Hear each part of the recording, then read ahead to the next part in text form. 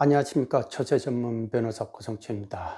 오늘은 희생양을 만들기, 다주택자를 투기꾼으로 희생양을 만들기 의혹이 있다라는 주제로 말씀드려 보겠습니다. 몇 가지 언론 뉴스를 간추려 봤습니다. 일단은 올해 2020년 6월 한 달만 해도요, 법인이 주택을 1만 채 넘는 주택들을 뭐 기사 표현에 의하면 싹쓸이했다라고 이렇게 말을 하고 있습니다. 통상의 거래량의 5배가 그 6월 달에 집중이 됐다.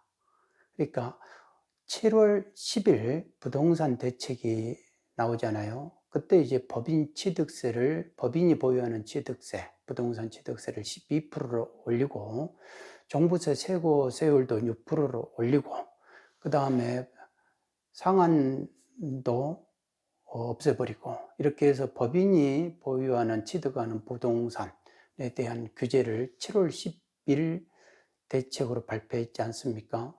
근데 그 직전 6월 달에 뭔가 다급하게 샀다라는 의문을 가지기에 충분합니다.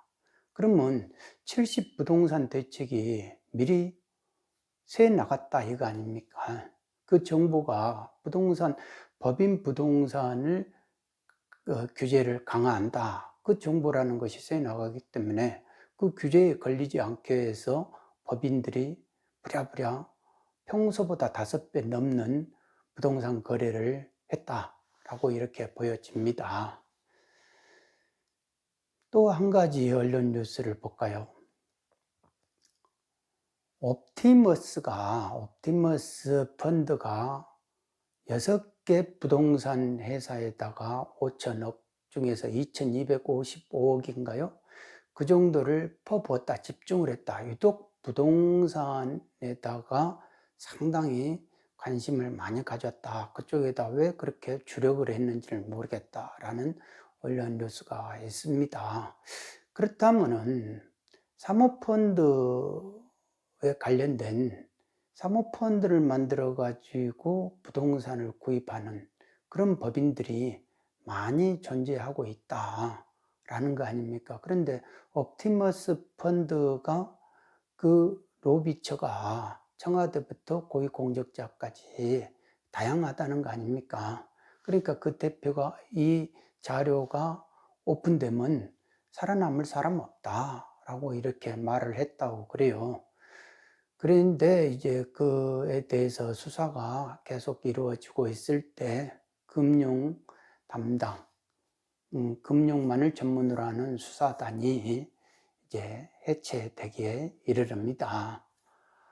그럼 이런 정황을 이렇게 보면은 얼마든지 고위공직자들 그리고 이 정부 핵심으로부터 정보를 빼내는 것은 일이 아니다. 왜? 돈을 주면 되니까. 현금을 가지고 가서 현금 주는데 그 마다할 사람들이 누가 있느냐 라는 거죠. 그러니까 이런 의혹이지만 아직 밝혀야 되죠. 밝혀야 되지만은 이런 의혹들을 연결해 보면은 법인 입장에서는 자기가 생존하기 위해서는 얼마든지 정보가 필요하면 정보를 내부해서 얼마든지 정책하는 사람들로부터 빼낼 수 있는 그런 자신감이 있었을 것이다 라고 생각을 해봅니다. 그게 뭐 이 정권이든지 전 정권이든지 역사 이래로 계속 이루어진 일이죠. 돈을 좋아하잖아요, 고위공직자들이. 그 고위공직자들이 돈을 참 좋아하는 이유가 있더라고요. 고시생들이요, 가만히 보면요, 이게 물러 터졌어요. 왜 그러냐 하면은 경쟁만 하다가 고시 합격을 했잖아요. 그러면 고시 합격을 했기 때문에 머리는 똑똑하단 말입니다. 이렇게 머리가 순발력이 팍 순환이 잘 돼요. 삥삥삥삥 잘 돌아. 그러니까 그 잘난 사람들끼리 공직에 들어가서 이제 승진 경쟁을 해야 되는 겁니다. 승진 경쟁을 하다 보니까 누가 더 빨리 승진하느냐 여기에 달려 있는 거예요. 그런데 이 사람들의 사고방식이라는 것이 무조건 높은 자리에 올라가서 그 다음에 자기가 고위공직을 차고 나와서 정관을 바라보고 돈을 번다라는 도식이 있는 거예요. 옛날 선배들이 했던 그 방법 그대로 써먹고 있다. 그 생각에 갇혀 있더라 이거죠.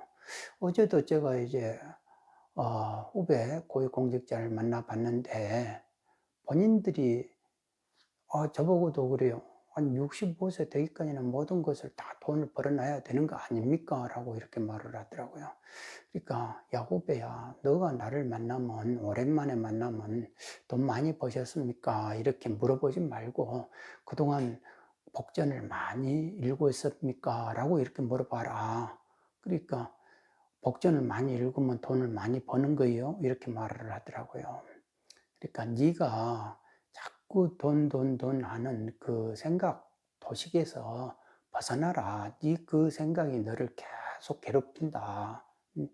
그러니까 너가 지금 이제 더 이상 못 올려 성층권 너희들끼리 성층권 싸움에서 밀려나면은 사람이 때가 되면 이제 나와야 되지 않느냐. 그런데 너 나오려고 할 때도 맨날 내 가족을 이게 자식들만 아니면 내가 그냥 편하게 살겠는데 라고 생각 그 자체가 결국은 돈 때문에 너희 말년 노후를 네가 스스로 돈을 벌어가지고 뭐를 하려고 하니까 힘들어하는 거 아니냐. 세상에 지금은 나와서 변호사가 쉽게 돈 버는 것도 아니고 그러니까 그런 거에 고민하고 있는 거 아니냐. 그러니까 네가 그거를 네 생각에 스스로가 빠져가지고 고민하고 너 스스로를 고통을 만들게 한다. 그러니까 그 생각을 일단 벗어나라. 그게 너를 해방시켜주는 길이다. 라고 말을 했거든요. 그런데 사람이라는 게 젊어서부터 30대부터 이 조직 생활 한 20 몇 년 하다 보면 조직이 흘러가는 대로 물들다 보면은 그 생각에서 빠져나오지를 못한다. 그러니까 사람이라는 게 운명이 있다는 것이 없는 게 아니다 이거죠. 왜? 그 생각에서 빠져나오지 않으면은 그 자기의 삶이라는 게는 정해져 있는 거예요. 그 방향으로 갈 수밖에 없다. 그러니까 운명이 존재하는 거죠. 거기에서 생각을 벗어나가지고 개가천선을 해버리든지 생각의 틀을 탁 해방이 돼버리면 전혀 다른 길을 간다. 이거죠. 그러니까 사람들이 모두 같이 가는 길을 가기 때문에 그 끝은 지옥고밖에 없다라는 이제 현자의 말씀이 이제 나중에는 이제 그게 삶이 내가 이제 나이가 먹고 다 이렇게 쓰러질 때 죽기 직전에는 진실 하나만 남는다 하잖아요. 그때 이제 느끼기에는 너무 삶이 아깝고 귀중하지 않느냐라는 그런 생각을 해봅니다. 최근에 이제 윤희숙 그 국회의원이 기재부 홍 부총리를 상대로 해가지고 국감하면서 아니 다주택자를 투기꾼으로 본 근거가 뭐냐? 2019년 임대사업자 등록에서 보니까 아파트를 구입한 사람들은 아파트 가지고 임대 등록한 사람은 17.7%밖에 안 되더라. 그러면 그 사람들이 가격 조정할 수 있는 투기꾼이 되느냐? 다른 근거가 있는지 말을 해봐라. 본인이 투기꾼으로 생각한 근거를 말을 해봐라. 그러니까 그분은 구체적인 근거를 말씀하지 못하고 아니 100채를 가지고 있는 다주택자가 있다는 그것만으로도 충분하지 않느냐? 라고 말을 했대요. 그러니까 한 나라 부동산 정책을 펼친 그 부총리가 하실 말씀은 아닌 것 같다라는 생각이 듭니다. 이 다주택자가 투기꾼이다 해가지고 얼마나 많은 고통을 주고 있습니까? 그 많은 사람들의 원한을 사면서 정책을 펴는데 그게 공익을 위한 거니까 소수의 개인들은 사익을 좀 포기하고 희생을 해라 라는 식으로 정책을 펼친 것 아닙니까?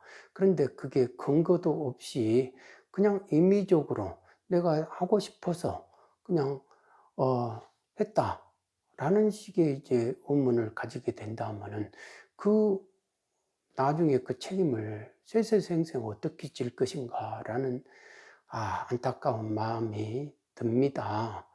어느 사람들이나 조직에 몸담으면 제정신으로 조직 생활하기가 쉽지가 않습니다. 왜냐하면 조직에 반하는 행위를 할 수가 없다 이거죠. 조직이 원하는데 조직이 원하는 일을 안 하면 나가야죠. 옷 벗고 나가는 수밖에 없는데 그 옷 벗고 나가는 것을 두려워하죠. 벌벌벌 떨고 그러니까 함부로 못 하는 거 아닙니까? 그러니까 그러면은 이제 거기에 적응하면서 사는데 적응하면서 살다 보니까 본인이 어떤 참을 참 그리고 진실 뭐 이런 거를 행하는 걸로 이렇게 착각하게 된다 이거죠. 그러면서 있는 고난을 다 휘두른다. 휘두르면서 남한테 휘두르는 고통을 주더라도 그거를 별로 이렇게 크게 보지 않는다 이거죠. 그거는 몇 프로 정도밖에 안 되는 소수의 다주택자들한테나 해당되는 것이다. 라는 식으로 본인 스스로를 착각하게 만든다 이거죠. 그러니까 제가 볼 때는 그 이름 석자가 나중에 계속 역사에 남게 되는 행위를 하신 것이 된다면은 얼마나 그게 나중에 후회를 하실까 저는 그런 생각을 한번 해봅니다. 공직에 저도 몸담았던 사람의 입장에서 그런 부분들이 참 안타깝다. 만일 제가 홍남기 부총님의 사모님이라면은 그 부분에 대해서 여보, 우리가 이거 한번 생각을 해봐야 되는 거 아닌가라고 생각을 그렇게 말을 할 것 같아요. 왜 그러냐면 언론 기사에도 자기 손가락으로 자기 눈을 2번 찌른 홍남기 부총리 이런 제목하에 언론 기사가 나왔지 않습니까? 벌써 의왕에 있는 아파트를 본인은 팔 수밖에 없었다. 왜? 세종의 분양권을 가지고 있으니까. 그럼 의왕에 있는 아파트 가지고 있으니까 그럼 2주택이 되는 거 아니냐 이거죠. 그러니까 본인들은 다주택이니까 다주택자가 어떻게 다주택자를 그렇게 잡느냐라는 이제 그런 불만이 나오니까 의왕 아파트를 팔 수밖에 없었잖아요. 그러니까 의왕 아파트를 파는데 그게 가족이 아주 그거를 가족이 그렇게 안타까워했다 이거죠. 가족의 채취가 거기에 다 묻어 있는데 그 아파트를 팔 수밖에 없었다라고 하는 거죠. 그런데 이번에는 이제 전세 마포에서 사는 전셋집에서 집주인이 실거주할 테니까 나가라라고 하니까 이제 그 6억 정도 되는 6억대 되는 아파트 전세 보증금을 돌려받아 봐야 이미 그 주변에는 전부 다 8억 이상 9억씩 가는 전세 보증금을 맞추려면 갈 데가 없다. 게다가 뭐 이렇게 전세 매물이 나오지도 않는다. 씨가 말랐다라고 하면 그분은 또 어디로 가야 되겠느냐. 그러면 어쩔 수 없죠. 정부에서 부총리 관사를 내줄 수밖에 만들어줄 수밖에 없지 않겠느냐. 음. 그러니까 이게 자기가 행한 정책에 자기가 스스로 덫을 걸리는 경우다 이거죠. 그러니까 어떤 이제 부장검사가 검찰을 떠나면서 하는 말이 권한을 다 행사하지 마라. 원한밖에 남지 않는다. 라는 뼈 있는 말씀을 하고 정년퇴직을 하셨다 이겁니다.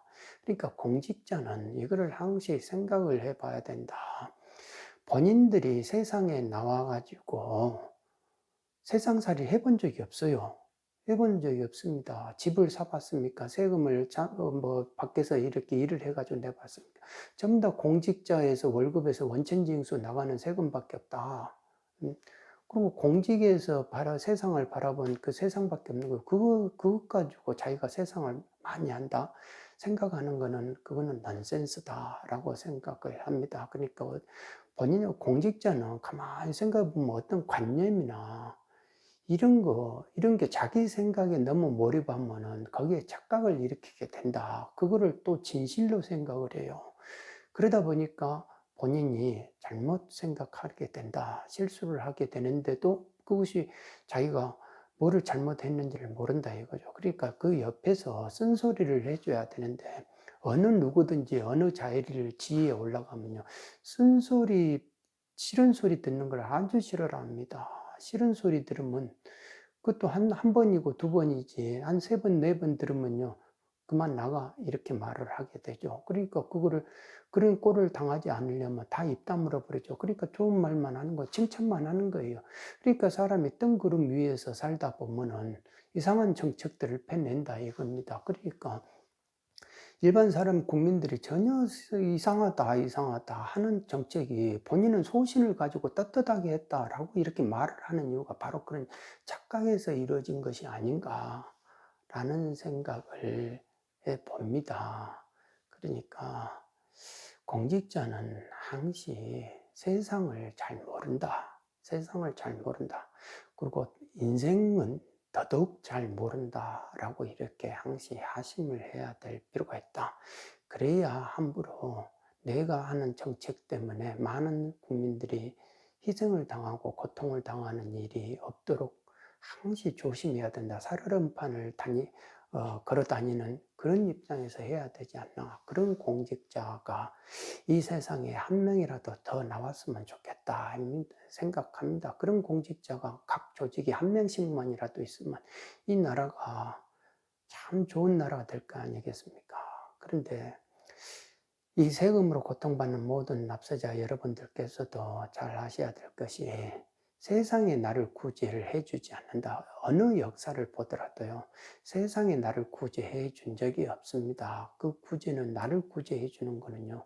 내가 나 자신을 구제하는 겁니다. 결국 내가 내 자신을 구제할 수밖에 없다.